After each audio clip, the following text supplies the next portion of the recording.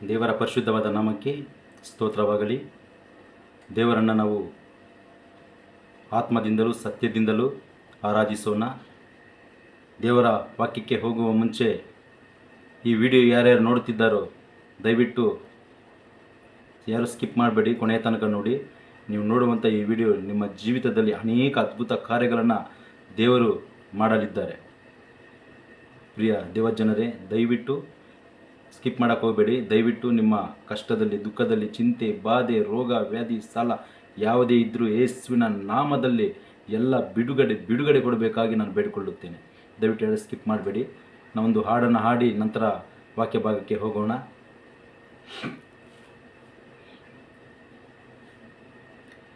ಬಿನ್ನಹವ ಕೇಳುವವನೇ, ನನ್ನ ಕಣ್ಣೀರ ಕಾಣುವವನೇ, ಸುಖ ಕೊಡುವವನೇ, ಸ್ತೋತ್ರ ಯೇಸಯ್ಯ. ಬಿನ್ನಹವ ಕೇಳುವವನೇ, ನನ್ನ ಕಣ್ಣೀರ ಕಾಣುವವನೇ, ಸುಖ ಕೊಡುವವನೇ, ಸ್ತೋತ್ರ ಯೇಸುವೇ. ನಿನ್ನಿಂದಲೇ ಎಲ್ಲ ಸಾಧ್ಯವಯ್ಯ, ಮಾತೊಂದೇ ಸಾಕುವಯ್ಯ. ನಿನ್ನಿಂದಲೇ ಎಲ್ಲ ಸಾಧ್ಯವಯ್ಯ, ಮಾತೊಂದೇ ಸಾಕುವಯ್ಯ. ನಿನ್ನ ಮಾತೊಂದೇ ಸಾಕುವಯ್ಯ. ಬಿನ್ನಹವ ಕೇಳುವವನೇ, ನನ್ನ ಕಣ್ಣೀರ ಕಾಣುವವನೇ, ಸುಖ ಕೊಡುವವನೇ, ಸ್ತೋತ್ರ ಯೇಸಯ್ಯ. ಮನ ಮರುಗಿ ಕರಚಾಚಿ ಅತಿಶಯ ಮಾಡುವವನೇ,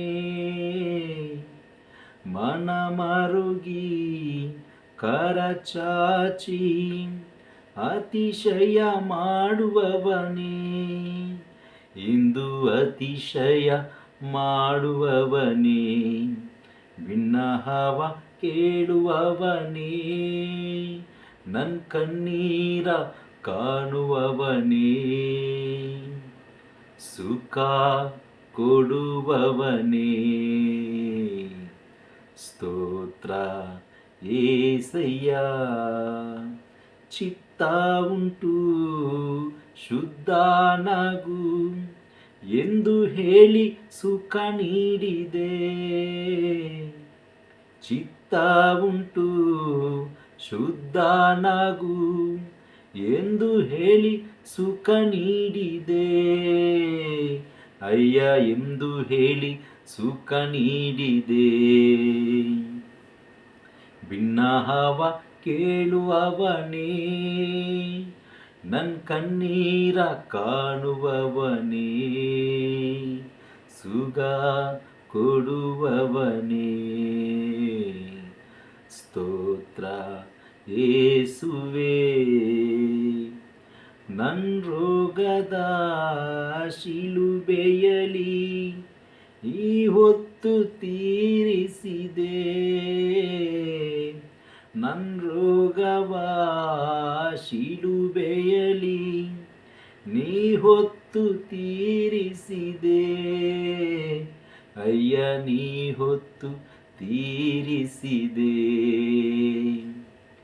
ಬಿನ್ನಹವ ಕೇಳುವವನೇ, ನನ್ನ ಕಣ್ಣೀರ ಕಾಣುವವನೇ, ಸುಖ ಕೊಡುವವನೇ, ಸ್ತೋತ್ರ ಯೇಸಯ್ಯ. ದೇವರ ನಾಮಕ್ಕೆ ಸ್ತೋತ್ರವಾಗಲಿ. ವಾಕ್ಯ ಭಾಗಕ್ಕೆ ಹೋಗುವ ಮುಂಚೆ ಒಂದು ಚಿಕ್ಕದಾಗಿ ಪ್ರಾರ್ಥನೆ ಮಾಡಿ ನಂತರ ನಾವು ವಾಕ್ಯವನ್ನು ಓದಿಕೊಳ್ಳೋಣ. ಹಲ್ಲೆಲೂಯಾ. ಸ್ತೋತ್ರ ಕರ್ತನೆ, ಪರಿಶುದ್ಧನೇ, ಸರ್ವಶಕ್ತನೇ, ವಿಶ್ವದ ಒಡೆಯನೇ, ಮೋಚಕನೇ, ರಕ್ಷಕನೇ, ದೇವಾದಿದೇವನೇ, ರಾಜಾದಿರಾಜನೇ ಗೋಸ್ವಾಮಿ, ಈ ವಿಡಿಯೋ ನೋಡುತ್ತಿರುವ ಒಬ್ಬೊಬ್ಬರನ್ನು ನೀನು ಆಶೀರ್ವದಿಸು. ಅವರು ಯಾರ್ಯಾರು ಕಷ್ಟದಲ್ಲಿ, ದುಃಖದಲ್ಲಿ, ಚಿಂತೆಯಲ್ಲಿ, ಬಾಧೆಯಲ್ಲಿ, ಸಾಲದ ಬಂಧನದಲ್ಲಿ, ಸೈತಾನನ ಆತಂಕದಲ್ಲಿ ಇದ್ದಾರೋ ದಯವಿಟ್ಟು ಯೇಸುವಿನ ನಾಮದಲ್ಲಿ ಎಲ್ಲ ರೋಗ ವ್ಯಾಧಿಗಳಿಂದ, ಬಲಹೀನತೆಗಳಿಂದ, ಸಾಲದ ಬಂಧನಗಳಿಂದ ಅವರನ್ನು ಬಿಡುಗಡೆ ಕೊಟ್ಟು ಸ್ವಾಮಿ, ಈ ವಾಕ್ಯದ ಮುಖಾಂತರ ಅವರನ್ನು ಮುಟ್ಟಿ ಆಶೀರ್ವದಿಸು, ಬಲಪಡಿಸು ಸ್ವಾಮಿ. ಕೀರ್ತನೆಗಳು ಮೊದನೆಯ ಅಧ್ಯಾಯದಿಂದ ಪ್ರಾರಂಭವಾಗಿರುವ ಈ ವಾಕ್ಯವನ್ನು ನೀನು ಆಶೀರ್ವದಿಸು. ಒಳ್ಳೆ ಬುದ್ಧಿ, ಒಳ್ಳೆ ಜ್ಞಾನ, ಒಳ್ಳೆ ವಿವೇಕವನ್ನು ಕೊಟ್ಟು ನೋಡುವವರ ಅವರ ಹೃದಯದಲ್ಲಿ ನೀನು ಮಾತನಾಡಿ ಪ್ರತಿಯೊಬ್ಬರು ರಕ್ಷಣೆಯಿಂದ ನಿನ್ನ ಪರಲೋಕ ರಾಜ್ಯ ಕಾಣುವಂಥ ಕೃಪೆಯನ್ನು ಅನುಗ್ರಹಿಸು. ಸೈತಾನನ ಕಾರ್ಯಗಳು ಯೇಸುವಿನ ನಾಮದಲ್ಲಿ ಮುರಿದಾಕುತ್ತಿದ್ದೇನೆ ಸ್ವಾಮಿ. ಈ ವಿಡಿಯೋ ನೋಡುತ್ತಿರುವ ಎಲ್ಲರ ನಿನ್ನ ಆಶೀರ್ವದಿಸು, ಬಲಪಡಿಸು. ಈಗ ಸ್ವಾಮಿ, ಈ ಚಿಕ್ಕ ಪ್ರಾರ್ಥನೆ ವಿಮೋಚಕನೂ ರಕ್ಷಕನೂ ಆದ ಯೇಸುವಿನ ನಾಮದಲ್ಲಿ ಚಿಕ್ಕ ಪ್ರಾರ್ಥನೆ ಬೇಡಿ ಹೊಂದಿದ್ದೇನೆ ನನ್ನ ಪರಲೋಕದ ಎತ್ತ ತಂದೆ, ಆಮೇನ್.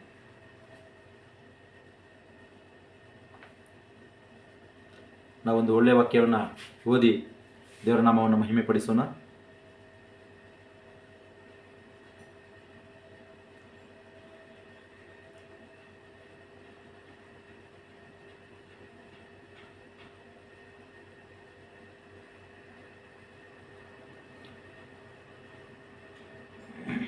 ಕೀರ್ತನೆ 1. ಆದಿಯಲ್ಲಿ ದೇವರು ಆಕಾಶವನ್ನು ಭೂಮಿಯನ್ನು ಸೃಷ್ಟಿ ಮಾಡಿದನು. ಭೂಮಿಯು ಕ್ರಮವಿಲ್ಲದೆಯೂ ಬರಿದಾಗಿಯೂ ಇತ್ತು. ಆದಿಸಾಗರದ ಮೇಲೆ ಕತ್ತಲಿತ್ತು. ದೇವರಾತ್ಮವು ಸಾಗರದ ಮೇಲೆ ಚಲಿಸುತ್ತಿತ್ತು. ಅನಂತರ ದೇವರು ಬೆಳಕಾಗಲಿ ಎಂದು ಆಜ್ಞಾಪಿಸಲು ಬೆಳಕಾಯಿತು. ದೇವರು ಆ ಬೆಳಕನ್ನು ಒಳ್ಳೆಯದೆಂದು ಕಂಡನು.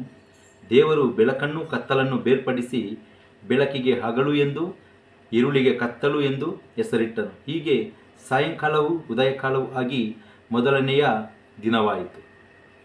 ಬಳಿಕ ದೇವರು ಜಲರಾಶಿಗಳ ನಡುವೆ ವಿಸ್ತಾರವಾದ ಗುಮ್ಮಟವು ಉಂಟಾಗಲಿ, ಅದು ಕೆಳಗಿನ ನೀರುಗಳನ್ನು ಮೇಲಿನ ನೀರುಗಳನ್ನು ಬೇರೆ ಬೇರೆ ಮಾಡಲಿ ಅಂದನು. ದೇವರು ವಿಸ್ತಾರವಾದ ಗುಮ್ಮಟವನ್ನು ಮಾಡಿ ಅದರ ಕೆಳಗಿದ್ದ ನೀರುಗಳನ್ನು ಅದರ ಮೇಲಿದ್ದ ನೀರುಗಳಿಂದ ವಿಂಗಡಿಸಿದನು. ಅದು ಹಾಗೆಯೇ ಆಯಿತು. ದೇವರು ಆ ಗುಮ್ಮಟಕ್ಕೆ ಆಕಾಶ ಎಂದು ಹೆಸರಿಟ್ಟನು.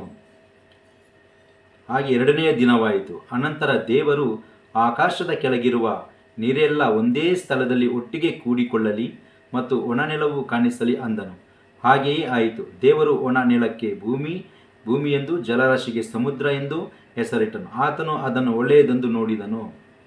ತರುವಾಯ ದೇವರು ಭೂಮಿಯು ಹುಲ್ಲನ್ನು, ಸಸ್ಯಗಳನ್ನು, ಬೀಜ ಬಿಡುವ ಕಾಯಿಪಲ್ಯದ ಗಿಡಗಳನ್ನು ಬೆಳೆಸಲಿ ಮತ್ತು ಬೀಜವುಳ್ಳ ಹಣ್ಣಿನ ಮರಗಳನ್ನು ಅವುಗಳ ಜಾತಿಗನುಸಾರವಾಗಿ ಫಲಿಸಲಿ ಎಂದು ಹೇಳಿದನು.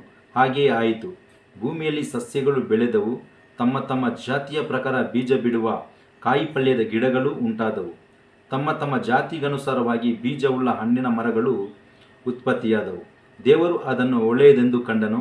ಹೀಗೆ ಸಾಯಂಕಾಲವೂ ಉದಯಕಾಲವೂ ಆಗಿ ಮೂರನೆಯ ದಿನವಾಯಿತು. ಆಮೇನ್. ದೇವರು ಹಗಲನ್ನಾಳುವುದಕ್ಕೆ ದೊಡ್ಡ ದೀಪವನ್ನು, ಇರುಳನ್ನಾಳುವುದಕ್ಕೆ ಚಿಕ್ಕ ದೀಪವನ್ನು, ಹೀಗೆ 2 ದೊಡ್ಡ ದೀಪಗಳನ್ನು ಉಂಟು ಮಾಡಿದನು. ಆತನು ನಕ್ಷತ್ರಗಳನ್ನು ಸಹ ಉಂಟು ಮಾಡಿದನು. ದೇವರು ಆ ಬೆಳಕುಗಳನ್ನು ಆಕಾಶದಲ್ಲಿ ನಿಲ್ಲಿಸಿ ಭೂಮಿಯ ಮೇಲೆ ಬೆಳಕು ಕೊಡುವುದಕ್ಕೂ, ಹಗಲಿರುಳುಗಳನ್ನು ಆಳುವುದಕ್ಕೂ, ಬೆಳಕನ್ನು ಕತ್ತಲನ್ನು ಬೇರೆ ಬೇರೆ ಮಾಡುವುದಕ್ಕೂ ಅವುಗಳನ್ನು ನೇಮಿಸಿದನು. ಆಮೇನ್. ದೇವರು ಅದನ್ನು ಒಳ್ಳೆಯದೆಂದು ಕಂಡನು. ಸಾಯಂಕಾಲವೂ ಉದಯಕಾಲವೂ ಆಗಿ 4ನೆಯ ದಿನವಾಯಿತು. ತರುವಾಯ ದೇವರು ಗುಂಪು ಗುಂಪಾಗಿ ಚಲಿಸುವ ಜಲಜಂತುಗಳ ನೀರಿನಲ್ಲಿ ತುಂಬಿಕೊಳ್ಳಲಿ, ಪಕ್ಷಿಗಳು ಭೂಮಿಯ ಮೇಲೆ ಅಂತರಿಕ್ಷದಲ್ಲಿ ಹಾರಾಡಲಿ ಎಂದು ಹೇಳಿದನು. ಹೀಗೆ ದೇವರು ಮಹಾ ಜಲಚರಗಳನ್ನು, ನೀರಿನಲ್ಲಿ ತುಂಬಿರುವ ಸಕಲ ವಿಧವಾದ ಜೀವಿಗಳನ್ನು, ರೆಕ್ಕೆಗಳುಳ್ಳ ಸಕಲ ವಿಧವಾದ ಪಕ್ಷಿಗಳನ್ನು ಅವುಗಳ ಜಾತಿಗನುಸಾರವಾಗಿ ಉಂಟು ಮಾಡಿದನು. ಆತನು ಅದನ್ನು ಒಳ್ಳೆಯದೆಂದು ಕಂಡನು. ಇದಲ್ಲದೆ ದೇವರು ಅವುಗಳಿಗೆ, ನೀವು ಅಭಿವೃದ್ಧಿಯಾಗಿ ಹೆಚ್ಚಿರಿ, ಜಲಚರಗಳು ಸಮುದ್ರದ ನೀರಿನಲ್ಲಿ ತುಂಬಿಕೊಳ್ಳಲಿ, ಪಕ್ಷಿಗಳು ಭೂಮಿಯ ಮೇಲೆ ಹೆಚ್ಚಲಿ ಎಂದು ಹೇಳಿ ಆಶೀರ್ವದಿಸಿದನು. ಹೀಗೆ ಸಾಯಂಕಾಲವೂ ಉದಯಕಾಲವೂ ಆಗಿ 5ನೆಯ ದಿನವಾಯಿತು. ಬಳಿಕ ದೇವರು ಭೂಮಿಯಿಂದ ಜೀವ ಜಂತುಗಳು ಉಂಟಾಗಲಿ, ಪಶು ಕ್ರಿಮಿಗಳು, ಕಾಡು ಮೃಗಗಳು ತಮ್ಮ ತಮ್ಮ ಜಾತಿಗನುಸಾರವಾಗಿ ಹುಟ್ಟಲಿ ಅಂದನು. ಹಾಗೆಯೇ ಆಯಿತು. ದೇವರು ಕಾಡು ಮೃಗಗಳನ್ನು, ಪಶುಗಳನ್ನು, ನೆಲದ ಮೇಲೆ ಹರಿದಾಡುವ ಕ್ರಿಮಿಕೀಟಗಳನ್ನು ಅವುಗಳ ಜಾತಿಗನುಸಾರವಾಗಿ ಉಂಟು ಮಾಡಿದನು. ಆತನು ಅದನ್ನು ಒಳ್ಳೆಯದೆಂದು ಕಂಡನು. ಆಮೇನ್. ಆಮೇಲೆ ದೇವರು, ನಮ್ಮ ಸ್ವರೂಪ್ಯದಲ್ಲಿ ನಮ್ಮ ಹೋಲಿಕೆಗೆ ಸರಿಯಾಗಿ ಮನುಷ್ಯರನ್ನು ಉಂಟು ಮಾಡೋಣ, ಅವರು ಅವರು ಸಮುದ್ರದಲ್ಲಿರುವ ಮೀನುಗಳ ಮೇಲೆಯೂ ಅಂತರಿಕ್ಷದಲ್ಲಿರುವ ಹಾರಾಡುವ ಪಕ್ಷಿಗಳ ಮೇಲೆಯೂ ಪ್ರಾಣಿಗಳ ಮೇಲೆಯೂ ನೆಲದ ಮೇಲೆ ಹರಿದಾಡುವ ಎಲ್ಲ ಕ್ರಿಮಿ ಕೀಟಗಳ ಮೇಲೆಯೂ ಎಲ್ಲ ಭೂಮಿಯ ಮೇಲೆಯೂ ದೊರೆತನ ಮಾಡಲಿ ಅಂದನು. ಹೀಗೆ ಆಯಿತು.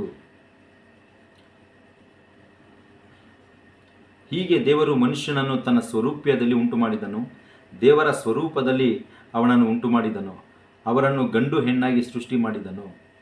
ಇದಲ್ಲದೆ ದೇವರು ಅವರನ್ನು ಆಶೀರ್ವದಿಸಿ, ನೀವು ಬಹು ಸಂತಾನವುಳ್ಳವರಾಗಿ ಹೆಚ್ಚಿರಿ, ಭೂಮಿಯಲ್ಲಿ ತುಂಬಿಕೊಂಡು ಅದನ್ನು ವಶ ಮಾಡಿಕೊಳ್ಳಿರಿ, ಸಮುದ್ರದ ಮೀನುಗಳ ಮೇಲೆಯೂ ಆಕಾಶದ ಪಕ್ಷಿಗಳ ಮೇಲೆಯೂ ಭೂಮಿಯಲ್ಲಿ ಚಲಿಸುವ ಎಲ್ಲ ಜೀವಿಗಳ ಮೇಲೆಯೂ ದೊರೆತನ ಮಾಡಿರಿ ಎಂದು ಅವರಿಗೆ ಹೇಳಿದನು. ಆಮೆನ್. ಅಲ್ಲದೆ ದೇವರು, ಇಗೋ, ಸಮಸ್ತ ಭೂಮಿಯ ಮೇಲಿರುವ ಬೀಜವುಳ್ಳ ಎಲ್ಲ ಪೈರುಗಳನ್ನು, ಬೀಜವುಳ್ಳ ಎಲ್ಲ ಹಣ್ಣಿನ ಮರಗಳನ್ನು ನಿಮಗೆ ಆಹಾರಕ್ಕಾಗಿ ಕೊಟ್ಟಿದ್ದೇನೆ.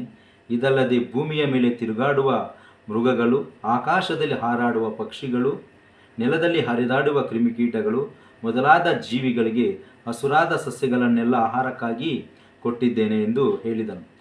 ಅದು ಹಾಗೆಯೇ ಆಯಿತು. ಆಮೇನ್. ದೇವರು ತಾನು ಉಂಟು ಮಾಡಿದ್ದನ್ನೆಲ್ಲ ನೋಡಲಾಗಿ ಅವೆಲ್ಲವೂ ಬಹು ಒಳ್ಳೆಯದಾಗಿ ತೋರಿತು. ಸಾಯಂಕಾಲವೂ ಉದಯಕಾಲವೂ ಆಗಿ 6ನೆಯ ದಿನವಾಯಿತು. ದೇವರು ನಮಗೆ ಸ್ತೋತ್ರವಾಗಲಿ. ಆಮೇನ್.